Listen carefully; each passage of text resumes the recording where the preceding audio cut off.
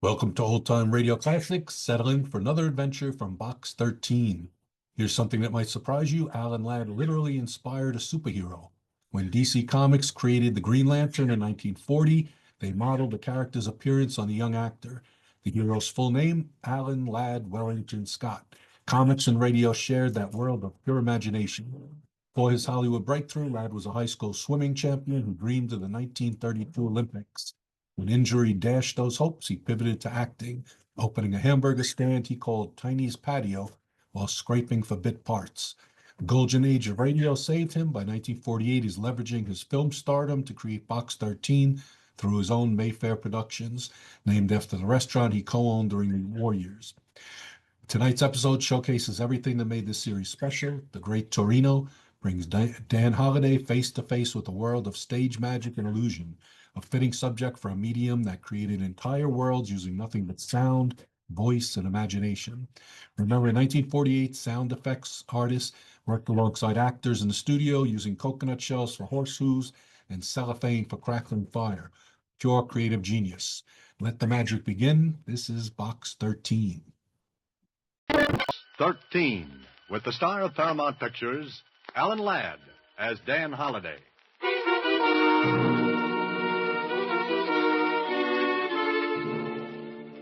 Box 13, care of Star Times. I know my life is in danger. I think you can help me. I'm desperate and don't dare go to the police. Please, if you want to help, call at the Tivoli Theater box office for the ticket left there. Our handbill will tell you more. Our handbill will tell you more. Yeah, that's the way it started. The note from the girl, Maria, the theater ticket, and then murder.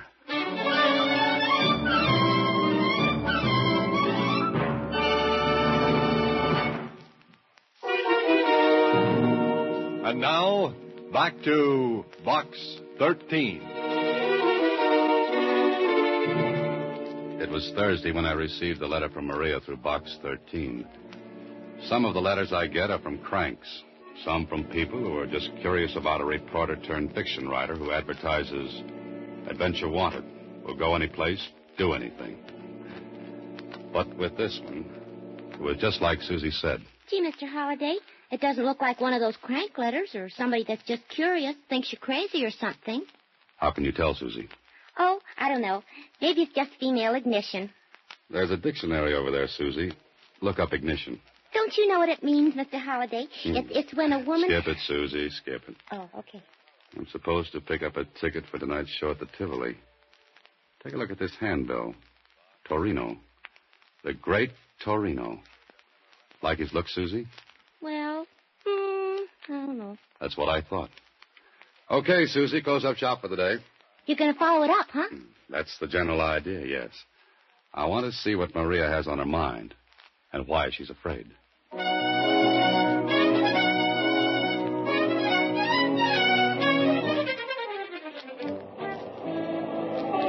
This was it. I picked up the ticket at the Tivoli. A big poster told me this was a charity affair where the act's doing a two-night stand. Tickets, $10 a throw. I circled around the lobby, looked at the acts advertised, singers, dancers, a dog act, and then there it was. A big life-size cutout of the Great Torino, complete with mustache and goatee. Nice-looking guy, maybe too smooth-looking, but it was what he was doing that made me take a better look. He held a rifle to his shoulder and was aiming it across the lobby at another cutout. And this one? This one was a girl. Pretty? Mm-hmm. Big eyes, maybe a little scared-looking, and looking straight across at the Great Torino, and right into the barrel of that rifle pointed at her head. Well, if this was Maria, she had a right to have something on her mind. Anybody who stands up and lets a rifle be fired at her is earning a living the hard way. I was thinking about it when the call buzzer zizzed in my ear. I drifted in with the crowd during the overture and took my seat. First row, right on the aisle, easy to get at. An usherette shoved a program in my hands. The Great Torino was scheduled next to closing. Okay, that meant I'd have to sit through the rest of the acts.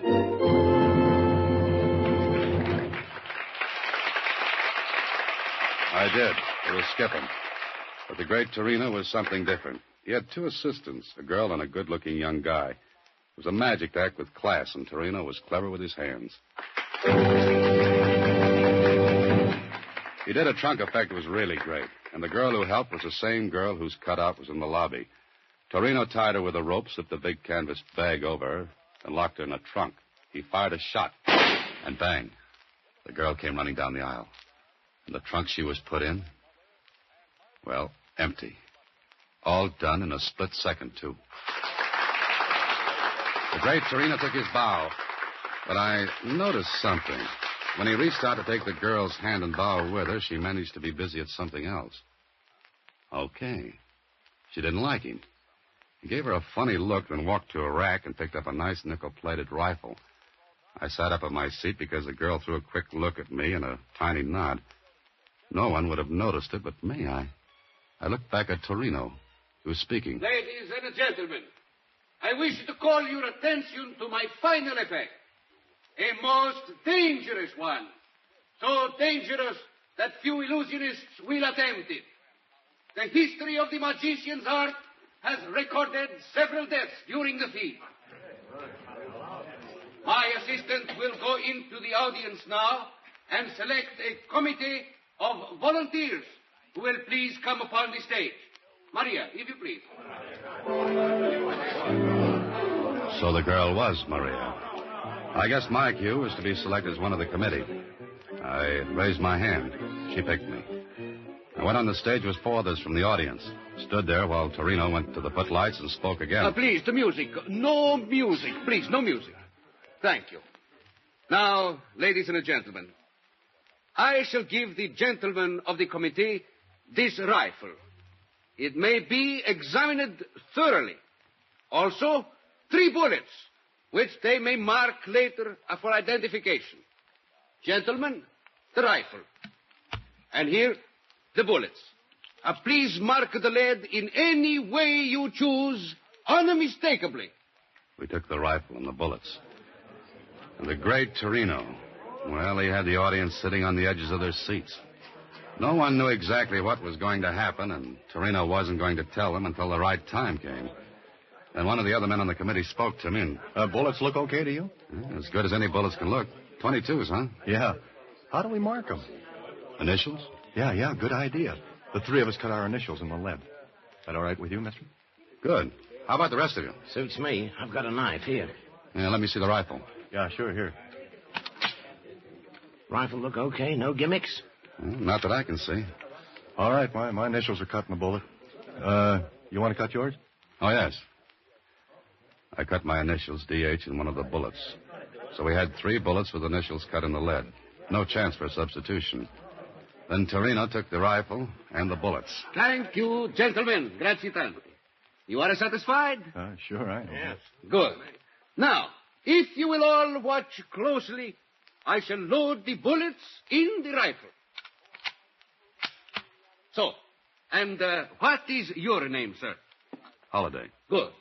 Then, Mr. Holiday, if you will please hold the loaded rifle until I am ready for it. Oh, sure. In this way, there can be no trickery.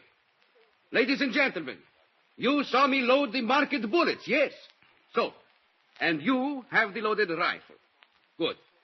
Now, ladies and gentlemen, may I introduce once more Maria. Maria? The young lady is as courageous as she is lovely. Maria, you will take your place, please. Mr. Holiday, would you care to shoot at Maria? Oh, no. No, thank you. Then that leaves it up to me. No. The rifle, please. Oh, here you are. Thank you.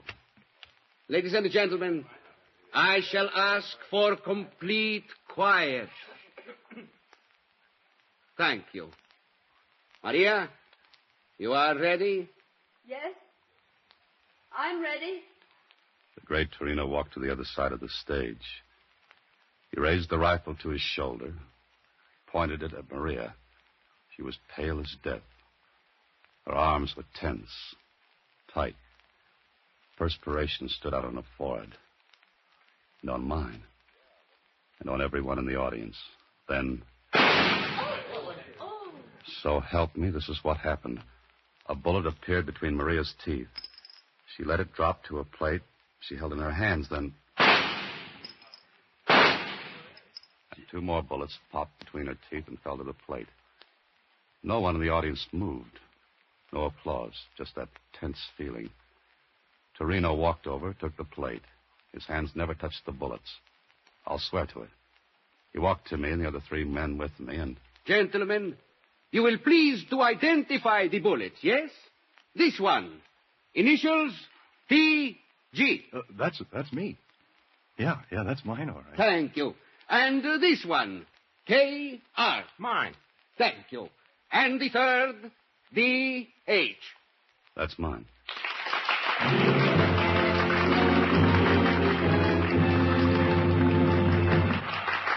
How did he do it? I don't know. All I know is that when I walked off the stage, Maria managed to get a note into my hands. When I read it later, it asked me to meet her at a little coffee shop about 3 blocks from the theater. All right, that's what I did. We sat in a booth, back out of the way, and Maria talked. Thank you for coming, Mr. Holliday. That's all right, Maria. I saw a great act, but what am I doing in it? You can help me. Please help me. How? Doing what? You can keep Torino from killing me. More coffee? Didn't you hear me? Oh, sure. Sure, but I don't get it. You saw the act. The rifle trick. Yeah, it was great. Then you must see how easy it would be for Torino to kill me while doing it. Slow up a little, Maria. Let's start from the beginning. All right. You saw the other assistant. You mean the good-looking kid? That's Billy. I love him and he loves me. Then what's your problem? Torino. He hates Billy. And he hates me for loving Billy. Jealous? Insanely. Well, quit then. I will. After tomorrow night's performance. But why wait if you're afraid? I won't be afraid if you're there. What could I do? Be on the committee again. If I think anything's wrong, I'll signal you. And then? Do anything. Drop the rifle, but don't give it back to Torino. Now, wait a minute. How could he kill you? He'd claim it was an accident. 3 magicians or their assistants have been killed accidentally doing the trick. The mechanism of the gun goes wrong. Giving away secrets, Maria? I have to. There's a mechanism in the breech of the gun. It drops the real bullets down into Torino's hand when he closes the breech. Oh, then I get an unloaded gun. There are blanks in it. The mechanism substitutes them for the real bullets. That's good. And he slips the real bullets to you. Yes, when he takes my hand to introduce me. And you slip them into your mouth. While the audience is watching Torino and the rifle. I see. Maria. Yes? Why don't you go to the police? Torino would know. He'd know. How? He watches me. Then aren't you afraid he's watching now? No, not tonight. I slipped away. I don't think I could manage it again. Don't you see, Mr. Holliday, you're my only chance. I saw your ad in the paper, box 13. You mean the police would ask him questions, and he'd lay low until he got the chance to... Yes. Will you be there tomorrow night, Mr. Holliday? Look, I have a ticket for you here. The same seat. Please. Please. All right, Maria. I'll be there. Thank you. Thank you. And we'll try to keep the trick from being trumped by the Great Torino.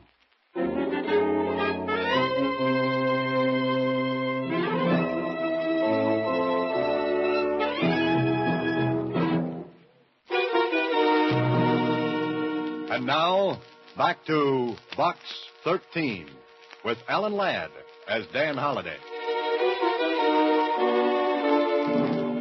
Well, it sounded like a great assignment. From the way the setup looked from where I sat, it gave the Great Torino a perfect chance to kill Maria. I checked on Maria's story about the accidental deaths during the trick, and Jonesy at the Star-Times verified it. A smart cookie like Torino could fake an accident, and who's going to pin the black ribbon on him? Nobody. Okay, it's up to you, Holliday, to figure it out.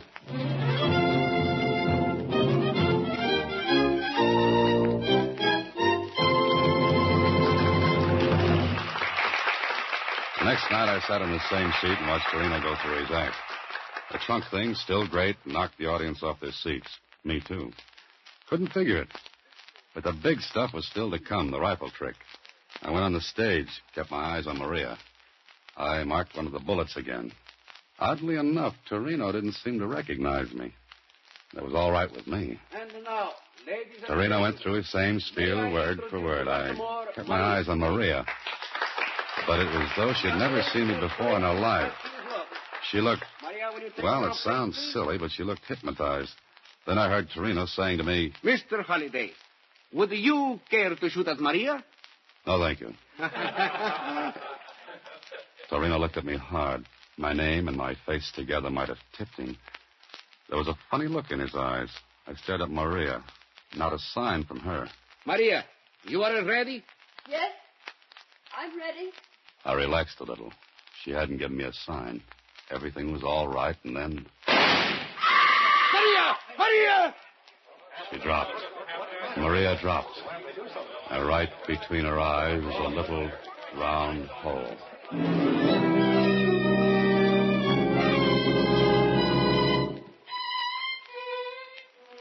Look, Holliday. Is that straight, that story? Sure it is, Kling. She was afraid she'd be killed. But you say she didn't give you a high sign. No, she didn't even look at me. But she told you if there was anything wrong, she'd tip you. Yes, but she didn't tip me. Okay. Sergeant, Yes, sir, Lieutenant. get Torino over here. Yes, sir. All right, you. Lieutenant Kling wants you. Any ideas, Holliday? I'm dry. Bone dry, Kling. And what about this guy, Billy, she told you about? I told you. Okay. It was accident. Something she was go wrong. Please. Quiet. Now look. Accident. She's wrong accident that happened. I am an artist. You tell me I do something wrong. No, it is wrong. Holy Accident. mackerel. I've said Sergeant. it a million times. Sergeant. I have done Yes, this sir. trick Put this guy in his dressing room and keep him there till he blows off that head of steam. But watch his door. And the window from outside. Yes, sir. Come on, Houdini. Come on. It's funny, Kling. I'm hysterical, I don't think. What's funny? The girl, Maria, I don't think she knew me tonight. She looked right at me. Didn't give me a tumble. Yeah? So? She told me she'd signal me if anything was wrong. I don't get it.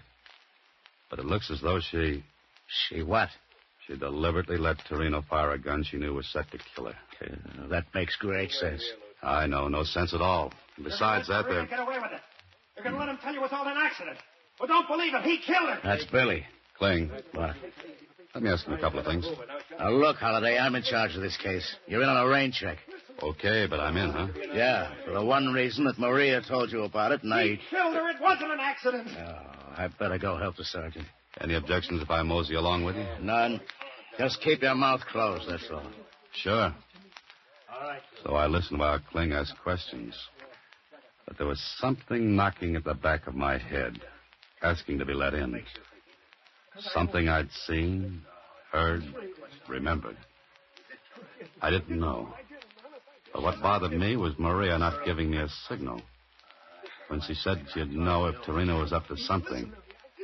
Billy answered Kling's questions. No. All I know is that Torino bluffed Maria. He said he'd kill her if he saw me hanging around her. Who loads the rifle with blanks? Maria. Maria. She do it tonight? She always does it. Right up with it. Maria loaded the rifle herself. She did. Before the performance. So I got an idea. I left the stage where the investigation was going on, and I walked backstage toward the dressing rooms. I wanted to talk to Torino, but there was a large blue cop sitting at the door. He looked at me and... Well, Holliday, Oh, hi, Murph. I feel lousy. Oh, that's too bad.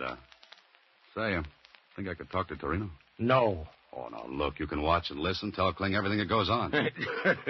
Playing detective, Holliday? Nope, playing a hunch. What about? Why not listen and find out? And if you learn anything, tell Kling. And you might learn something good. You mean something that might break the case? Yeah, might. Oh, well, What's the matter, Murph? Can't you use a couple of stripes? aye, sure. Oh, okay. But I'm standing right here, understand? Sure. Right. Hey, you, get up and... Oh, brother. Look. Ain't nobody gonna ask him no questions. No, I don't think he's in any shape to answer. A promotion, you say? A promotion?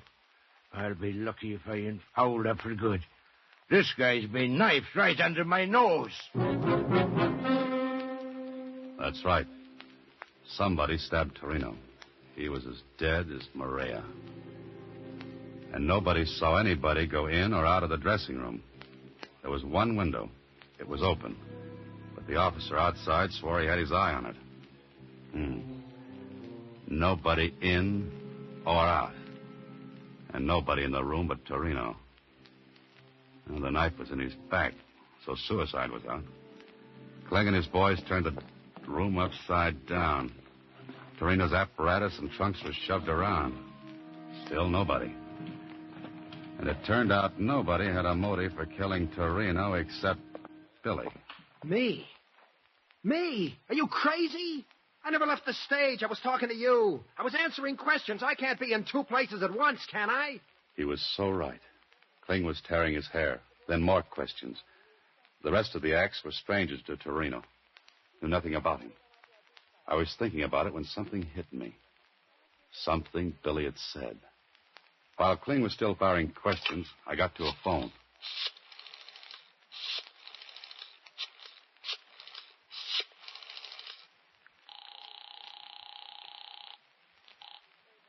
Hello?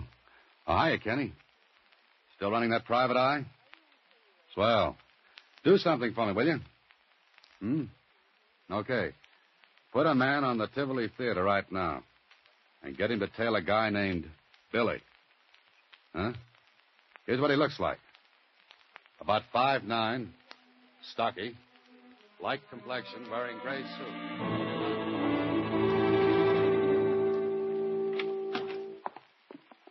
Good morning, Mr. Holliday. Hiya, Susie. Any messages? Uh-huh.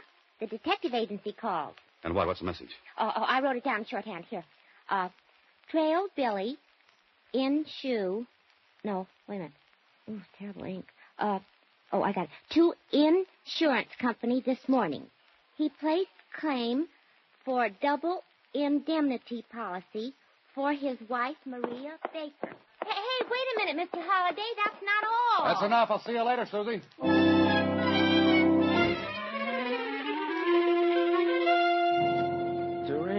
Torino. Step on him, Jonesy. Oh, you want hard facts, it takes time to find them. Even in the morgue of the Star-Times. Okay, Jonesy, okay, but hurry up, will you? Here we are. Torino, born Italy. Skip that. How long has he been in the country? 6 months. Noted magician in Italy and Europe before the war. Only 6 months.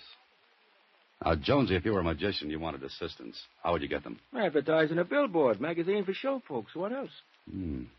Where can I see the last 6 months' copies of the billboard? I got a local office in town. All the copies you want. Hey, where you going? Thanks, Jonesy. Be seeing you. I've got a lot of reading to do. 6 months' copies of the billboard. I looked through every one of them, and when my eyes were falling out of my head, I saw it. An advertisement.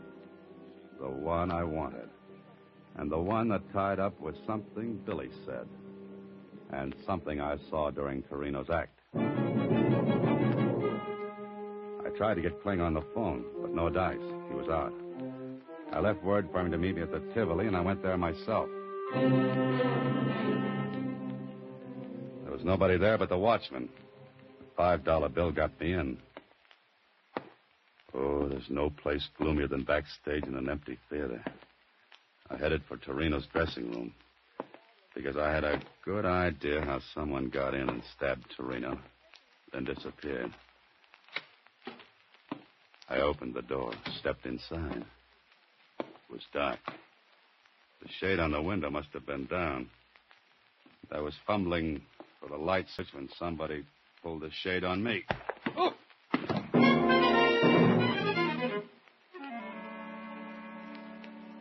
Got any idea who slugged your Holiday? Yeah, Kling, I have. All right. Who? Billy, maybe. No dice. He didn't come near this place. We had a tail on him. You know about the insurance? Sure. But he couldn't have killed his wife because she loaded the blanks into the gun. Uh-huh. And the medical examiner's report on the bullet that killed her? What about that? 22. No initials on it? No, none. So it looks like this Maria deliberately planned her own death. It wasn't an accident. If it had been, the bullet in her head would have been marked. Kling, put out a dragnet. For who? For the one who slugged me. I'll cut it, Holiday. If you know anything, spill it before I lose my temper. Who do you want to pick up? Here's a description. Young woman, about 26. 26. Brown hair. Brown hair. Lovely blue eyes. Blue eyes. About 5'2". 5'6". Worked as a magician's assistant. Hey, what are you giving me? That's Maria. Uh-huh, Maria. She's dead, you dope. You mean her twin sister's dead, Kling. Twin sister? What are you talking about? The trunk effect Torino worked could have only been done with twins. Billy tipped me off on it. Billy? Sure, when he said nobody could be in two places at once. And Torino advertised in the billboard for twins. You aren't dreaming this. Put out a dragnet for Maria. Who stabbed Torino? Maria. She got her twin sister to take her place in the rifle trick last night. That's why I didn't get a signal from her. The sister didn't know me from Adam. Now, look, Holliday, we searched this dressing room. There was nobody in it when Torino was stabbed. Maria was here. Look. False back in this cabinet. Good old magician's gimmick. She was here all the while. Maria and Billy took out an insurance policy on her and planned to make me the patsy. Because I'd testify that she told me Torino hated her, that she was scared. Torino was knifed to keep him from spilling about the twins. Billy was in the clear on that, because he had an alibi when Torino was killed. Okay, Clint? Okay. We'll put out a dragnet.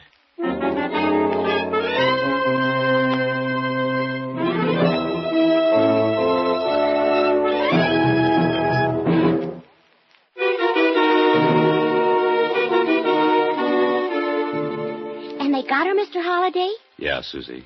They got her. Gee, sounds just like a story. Uh-huh. Only nobody will believe it.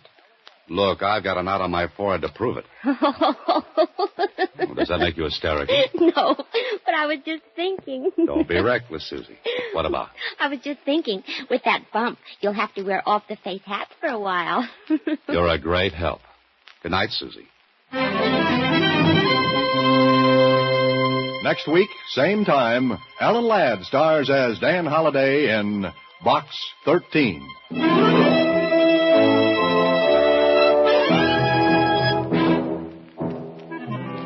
Alan Ladd appears through the courtesy of Paramount Pictures and may currently be seen in Wild Harvest.